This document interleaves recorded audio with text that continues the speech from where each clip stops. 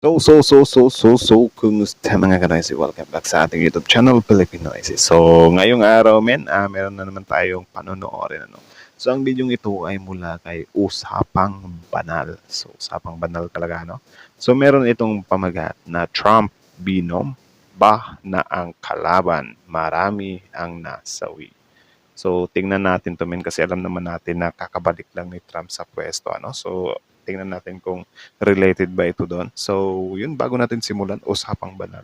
Suportahan nyo yan. Tapos, syempre, kung trip nyo ng mga ganitong reaction video, may kasama kayong manood, huwag nyo na rin kalimutang suportahan yung YouTube channel natin, Filipino Noisy. So, mga kanoisy, hindi na natin ito patagalin pa. Simulan na natin, baka agawin pa ng China. Again, mabagat ng video ito, Trump binom ba na ang kalaban, marami ang nasawi. So again, Usapang Banal, Filipino Noisy. Like, comment, share, subscribe. Start.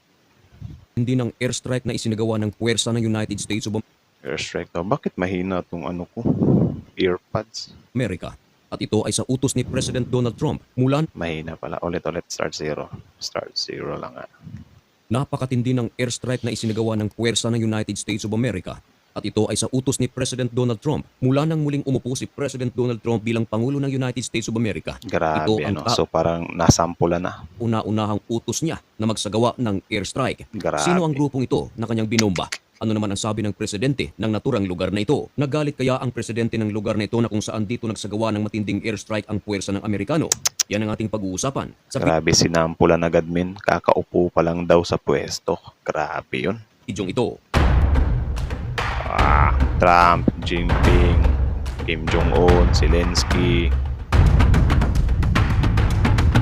Sino yan? Grabe mga presidente yan Inisa-isa talaga. Usapang Banal, subscribe nyo yan men. Original video link in the description box below. Subscribe.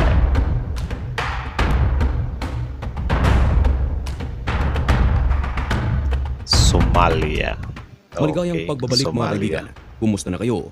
Ngayon ay February 3, 2025.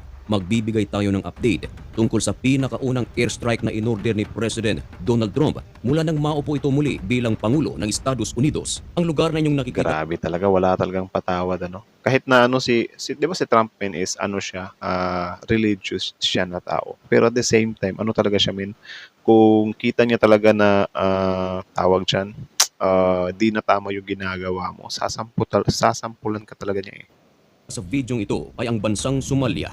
Kilala ang bansang ito sa pagkakaroon ng napakahabang coastline. Kilala rin ang bansang Somalia sa pag-e-export ng mga camels pirates at mga kambing. Pero sa kasamaang palad, kilala rin ang Somalia sa pagkakaroon ng watak-watak na political system. Mismo sa loob ng Somalia, hindi magkasundo ang maraming mga tao, maraming mga rebeldes. Ang pagkakaano ko talaga sa Somalia is more on pirates, di ba? Maraming pirates from Somalia, something like that. Sa lugar na ito, kilala rin ang Somalia sa pagkakaroon ng maraming pirata. Kilala rin ang Somalia sa pagkakaroon ng maraming pirata sa karagatan. Inaatake nito ang maraming mga barko na dumadaan malapit sa kanilang coastline. At habang gumagawa ng mga pang-aatake ang Houthi sa Red Sea, ganun din ang ginagawa ng mga pirata ng Somalia. Ngayon, sa kauna-unahang pagkakataon, mula nang umupong muli si President Donald Trump bilang Pangulo ng Estados Unidos, nagsagawa ito ng pinakaunang order. At ang order na ito ay airstrike sa isang lugar sa Somalia. Ang tanong, bakit ito ipinaatake ni President Donald Trump? Bakit? Ayon sa pahayag ni President Donald Trump, ang lugar sa Somalia na kanyang pinaatake, dito pala nagtatago ang maraming mga rebelde. Tinatawag itong Islamic State in Somalia. Ang mga militanteng grupong ito na Marami talagang magtatago dyan, kasi yun nga, parang ewan natin kasi yung mga seamans kasi natin, kapag ka dumadaan malapit dyan sa Somalia na yan, is nagdadala sila ng escort. So parang I think mga modus nila yan or mga syndicates. sa Somalia ay tinatawag din na IS. Ayon sa ulat, isa sila sa mga nagpapahirap sa mga sibilyan sa Somalia. Kontra din sila sa gobyerno nito. At ang grupong ito mga kaibigan, karamihang naninirahan sa kagubatan, mga kuweba ng Somalia. Ang dahilan kung bakit sila naninirahan sa mga liblib na lugar, ito ay upang hindi sila matuntun ng gobyerno ng Somalia at lalong-lalo na ng United States of America. Ang Kumbaga parang talamak pala sila sa mga rebels. presidente ng Somalia mga kaibigan ay isa sa mga pangulo sa mga bansa sa buong mundo na humahanga kay President Donald Trump. Ang kanyang pangalan ay Hassan Sheikh Mohamud. Meron na ring mga pagkakataon mga kaibigan na si Hassan ay humihingi na rin ng tulong mula sa puwersa ng mga Amerikano. Pero sa pagkakataong ito mga kaibigan, tumugon si President Donald Trump. Kaya naman si President Donald Trump ay agad na nakipag-usap kay Hassan Sheikh Mohamud, presidente ng Somalia, upang pagplanuhan ang kanilang gagawing airstrike sa IS ng Somalia. Ayon naman sa post sa social media ni President Donald Trump, kinausap niya raw si Mohamud bago ito magsagawa ng airstrike sa naturang lugar. At matapos So parang may basbas pala. Kasi baka ano na naman tawag dyan, atakihin naman si Trump sa part na to na kesyo ganyan daw na yung Amerika daw talaga yung nagdadala ng gulo. So bakit hindi nila hindi nila tignan tong mga part na ganito? Na yun nga dahil nga sa yung Somalia is hindi na nga maintindihan yung bansa nila, yung lugar nila. Kailangan na nila or na humihingi na sila ng tulong mula sa labas. 'Di ba? Kaya natin nung time na inatake tayo ng Hapon, 'di ba? Syempre yung Amerika, tutulong na sila. Something like that pa. So parang thankful tayo dapat. ang kanilang pag-uusap. February 1, 2025, agad na inutos ni President Donald Trump ang airstrike sa isang lugar sa Somalia na tinatawag na Gules Mountain. Dito nagtatago ang maraming IS at dahil sa napakatindi ng airstrike na isinagawa ni President Donald Trump, napakarami sa mga teroristang ito ang nasawi. Hindi katulad ng ibang mga umaatake, hindi nila inaamin na sila ang may kagagawan. Pero kay President Donald Trump, ipinost niya pa ito sa kanyang social media at talagang inamin na sila ang may kagagawan sa isang naturang airstrike. Ayon sa kanya, Panis. Di ba? Grabe, nagpakitang pangil talaga. Biruin mo, yung iba is discreet sila. Ayaw nila ng credits, men. Pero si Trump, ako may gawa niyan. Ngayon yung sabihin yung mga ibang bansa dyan na nagkupal-kupalan sa So, yeah. Lupit. and I quote, "This morning, I ordered precision military airstrike on the senior ISIS attack planet and other terrorists he recruited and led in Somalia." Ayan, ayon kay President Donald Trump, tinarget nito maging ang senior leader ng ISIS at ayon kay President Donald Trump, kahit na marami sa mga militanteng grupong ito ang nasawi, wala raw sibilyan ang nadamay. Ayon kay President Donald solid. Trump, ang ISIS na ito na kanilang tinarget ay threat daw sa national security ng Somalia. Hindi lang daw ng Somalia, kundi sa mga allied countries ng United States of America. Nako. Kaya hindi na nagdalawang isip Solid. Actually, I think makakatulong to, parang din to, resume din to sa Amerika na, medyo bumaba din ng konti yung kayabangan ng China, Kasi sobrang yumayabang na sila eh. 'Di ba? Sabi nga nila 200 times daw sila na mas malakas sa Amerika. Nakakalimutan na siguro nila eh. Kaya I think pinapaalala ni Trump Grabe. ang Amerika na bombahin ang grupong ito. Sinisi ni President Donald Trump si Joe Biden bakit hindi raw umaksyon habang siya ay Pangulo pa ng United States of America. Hindi raw ito pwede sa kanyang administrasyon. At eto na, matapos ang isinagawang airstrike ng United States of America at tumambad ang maraming nasawing mga militanteng grupo, nagsalita agad ang presidente ng Somalia na si Hassan Sheikh Mohamud. Ayon sa kanya, I extend my deepest gratitude for the unwavering support of the United States in our shared fight against terrorism. Oh. So hindi siya fake news, men. Totoo siya, 'di ba? Nag-response yung nila, presidente nila. Dagdag pa niya, your bold and decisive leadership, Mr. President, in counter-terrorism effort is highly valued and welcomed in Somalia. Ayon sa ulat ng Grabe. France 24, ang ISIS na nasa Somalia, hindi raw ito gaanong malaki. Mas malaki pa raw ang Al-Qaeda na nalilink sa Al-Shabaab. Pero ang ikinababahala ng karamihan, ang ISIS na nasa Somalia ay mabilis na lumalaki dahil sa kanilang mga pagre-recruit. Kaya ayon kay President Donald Kaya Trump, bakit kailangan pa itong lumaki ng lumaki? Ayon pa rin Tama. Kaya nga dito din tayo yung Pilipinas dati, 'di ba, na parang porket hindi na yung China's pabayaan na lang ng pabayaan. Di kasi pwede yung ganun, men. 'Di ba? Sana sundin din natin tong some kind strategy ni Trump na bago pa kayo dumami, puputulin ko na 'yan. 'Di ba? Iiyak na lang talaga kayo.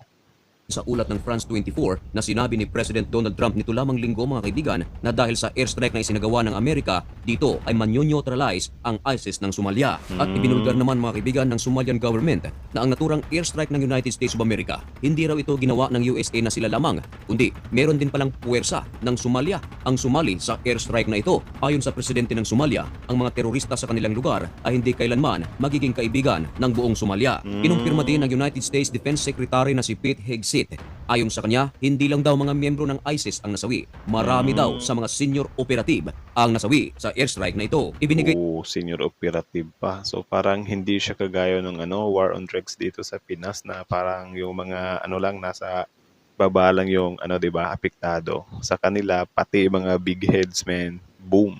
na rin ng United States of America ang pangalan ng taong sumusuporta sa IS ng Somalia. Ito raw ay nagngangalang Abdul Qadir Mumin. Isa raw siya sa mga pinaka-importante at pinaka-makapangyarihang tao na nagkokontrol sa Global Islamic State Network. Isa rin siya sa mga nakasurvive na leader ng ISIS sa isinagawang airstrike ng United States of America sa nakaraang taon. Hindi naman isinapubliko ng United States of America kung nasaan itong si Abdul at ano na ang kanyang sitwasyon. Mga kaibigan, antabayanan lamang ang mga susunod pa na kaganapan sa Middle East, sa Asia, sa Europe at kahit saan mang dako ng mundo dito lang sa Usapang Banal. Kaya para maging updated ka, isubscribe mo na rin ang napakaliit nating channel na ito. Hanggang So, yun lang naman mga kanoisy. So, kayo, anong masasabi nyo dito? Comment down below. Tapos yun, pag-usapan natin yan sa comment section.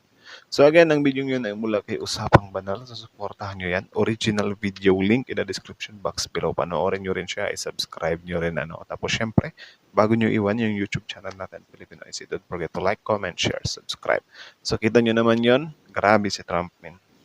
Sinampulan talaga agad, So I think talaga to malaki ang impact nito, 'di ba? Malaki ang impact nito na yung China mas lalo silang though alam naman natin na mapipikon talaga yung China diyan or iiyakan talaga nila 'yan. Pero yun nga parang resume agad to ni Trump na China na magbasa ka ng magbasa or nakikinig ka ba ng news? Tingnan mo nga yung ginawa ko, 'di ba? Bago pa lang, sobrang recent pa lang nun. Pagkaupo ko mismo, may resume agad ako, di ba? Tingnan mo yung balita ko sa Somalia. So, yun, sinampulan talaga. And kita nyo naman, men, na yung Amerika talaga, as long as tawag dyan, makaka-apekto or pwede siyang magkaroon ng impact sa allies nila or whatsoever is talaga, tatrabahuin talaga nila. Especially kapag humihingi na nga ng tulong yung allies nila, di ba? Kaya nga tayo, hindi natin pwedeng totoo ba yung MDT? Totoo ba yung MDT? Subukan lang nila. Kahit yung China nga, naniniwala nga na may mutual defense treaty. Di ba? Tayo pa kaya yung mga Pilipino. Ang sa atin lang talaga dito, be careful tayo or dapat sobrang careful tayo na kasi kapag tayo kasi yung nag-first shot, parang hindi mag-activate yung mutual defense treaty natin doon. Kaya needed na yung China yung unang mag-take shot niyan, 'di ba? Kapag nangyari yan, yung China yung nauna, andyan naman talaga yung US, aantabay siya. So sa mga naman, mga kababayan naman natin, na mga nagsasabi na kesyo yung Amerika daw, sila daw yung dahilan ng mga gulo, something like that, 'di ba? So dapat tingnan din natin tong part na ganito na parang paano yung mga niligtas ng Amerika, 'di ba? Kasi pwede lang naman nilang sirahan yung Amerika 'di ba? Porket hindi nila kakampi yung Amerika. Sisiraan nila 'yan. Pero kung titingnan mo talaga on record, like for example yung World War II, 'di ba? WW2, 'di ba sila naman yung isa sa nagligtas sa atin? 'Di ba? Kahit sabihin natin na nandito sila. Kita nyo naman, 'di ba? Kung nanonood kayo ng Pulang Araw, hindi naman talaga totoo na gusto tayong gusto tayong iligtas ng Japan kontra sa kamay ng mga puti. Dapat Asia is Asia lang daw. Pero anong ginagawa ng mga Hapon dati sa WW2? 'Di ba? Puro pang-aabuso yung natatanggap natin. 'Di ba? Mas grabe pa nga sila kung makaangkin sila sa teritoryo natin. Parang feeling talaga nila sa kanila. 'Di ba? So, din talaga. Grabe yun. Wait lang. So, kayo man kanoisy. So, kayo ano masasabi niyo dito? Comment down below. Tapos yun, pag-usapan natin yan sa comment section. So, again, ang video ito ay mula kay Usapang Banal. Subscribe niyo yan. Tapos syempre, Filipinoisy. Like, comment, share, subscribe. Filipinoisy is